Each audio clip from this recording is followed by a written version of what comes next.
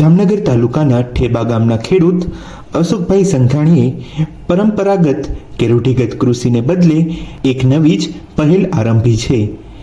તેઓએ ₹2,27,000ની સહાય મળતા જ ઠેબા ગામ ખાતે પોતાની જય સોમનાથ નર્સરી શરૂ કરી છે, જ્યાં તેઓ રોપ તથા બીજનું અન્યોને નજીવા દરે વેચાણ કરી આર્થિક લાભ સાથે રૂઢિગત ખેતી કરતા ખેડૂતો માટે પણ પ્રેરણારૂપ બન્યા છે। અશોકભાઈ માત્ર ₹3થી શરૂ કરીને 100 સુધીમાં શાકભાજી અને ફળોના વિવિધ બિયારણ, ખાતર અને રોપાનું વેચાણ કરે છે। મારું નામ સંઘાણી અશોક છે। હું ઠેબા ગામનો વતની છું। અમારી નર્સરી ઠેબા ગામની બાજુમાં ઠેબા ચોકડી અને ઠેબા ગામની વચ્ચે આવેલી છે। અમે 3 મહિના પહેલાં બાગાયતમાંથી માહિતી મેળવી નેટ હાઉસ બનાવી અને બાગાયત વિભાગમાંથી વ્યવસ્થિત માહિતી મેળવી હતી અને પછી 3 મહિનાથી શરૂઆત કરેલી છે।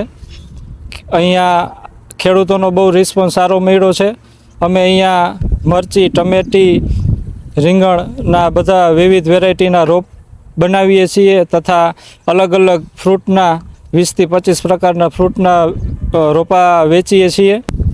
અમારે અહીંયા રીંગણમાં નિલેશ, ગુલાબી ગોટા એવી રીતની વિવિધ 3 થી 4 વેરાયટી છે। પછી મરચીમાં તીખા, મોરા એ પ્રકારની સાનિયા, રેવાની અલગ અલગ વેરાયટી છે। ટમેટીમાં દેશી છે, અલગ વેરાયટી રાખીએ છીએ।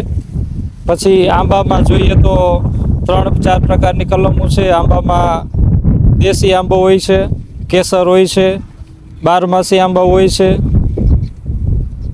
પછી જાંબુમાં 2 થી 3 વેરાયટી છે। પછી નાળિયેરીમાં 3 વેરાયટી છે।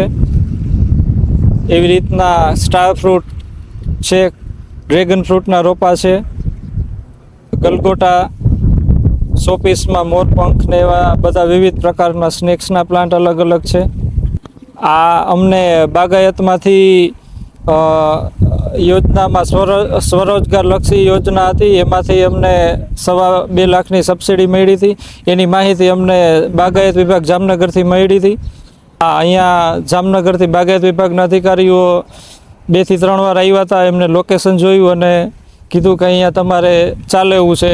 પછી ત્યારથી માહિતી લઈને અહીંયા અમે નર્સરીનું ચાલુ કર્યું છે અને છેલ્લા 3 મહિનાથી ચાલુ છે। તો વરસાદ સારા થવાથી લોકોનો રિસ્પોન્સ પણ સારો મળ્યો છે। વેચાણ કિંમત ફ્રૂટમાં 100થી શરૂઆત કરીને 1000 સુધી હોય છે। અલગ અલગ બહારના રોપા હોય તો તેમની કિંમત વધારે હોય છે। પછી આ બકાલામાં અમે ₹3 પર પીસમાં વેચાણ કરીએ છીએ। જે કોઈને વધારે ક્વોન્ટિટીમાં જોતું હોય તો એમાં ભાવ કરી આપીએ છીએ। હું પહેલાં અહીંયા પરંપરાગત રાસાયણિક ખેતી કરતો હતો। હવે અમે વિચારીએ છીએ કે ધીમે ધીમે અહીંયા પ્રાકૃતિક ખેતી ચાલુ કરી ચોખ્ખું લોકો સુધી પહોંચે અને અહીંયા ડેમો પ્લાન્ટ પણ અમે તૈયાર કર્યા છે। એમાં વર્મી કમ્પોસ્ટ અને જીવામૃત જ આપીએ છીએ। એમાં અમને રિઝલ્ટ બહુ સારું મળ્યું છે। તો અમે લોકોને અપીલ કરીએ છીએ કે પ્રાકૃતિક ખેતી કરો, જાજુ નહીં પણ ઘર પૂરતું કરો તોય સ્વાસ્થ્ય માટે, જમીન માટે, પર્યાવરણ માટે સારું છે। BA માગટ, પ્રોજેક્ટ ડાયરેક્ટર આત્મા જામનગર। હાલ સમગ્ર રાજ્યની અંદર અને સાથે સાથે આપણા જામનગર જિલ્લામાં પણ પ્રાકૃતિક ખેતી અંગે ખેડૂતોમાં જાગૃતિ આવે એ માટેના તાલીમના કાર્યક્રમની ઝુંબેશ ચાલી રહી છે। સમગ્ર રાજ્યની અંદર પણ આ પ્રવૃત્તિને વેગ આપવામાં આવી રહ્યો છે। એવી રીતે આપણા જામનગર જિલ્લામાં પણ પ્રાકૃતિક ખેતીથી ખેડૂતો માહિતગાર થાય અને પ્રાકૃતિક ખેતી અપનાવે આ માટેના આપણે પ્રયત્નો પ્રોજેક્ટ ડાયરેક્ટર આત્માની કચેરી મારફત કરવામાં આવી રહ્યા છે। અનેક ખેડૂતો આ પ્રાકૃતિક ખેતીની તાલીમમાં ભાગ રહ્યા છે અને એના આયામો જીવામૃત, ઘનજીવામૃત, બીજામૃત વાપરતા થયા છે। અને આના માટે વેચાણ વ્યવસ્થા માટે પણ આપણે એક સુંદર મજાની વ્યવસ્થા અહીંયા કરી છે।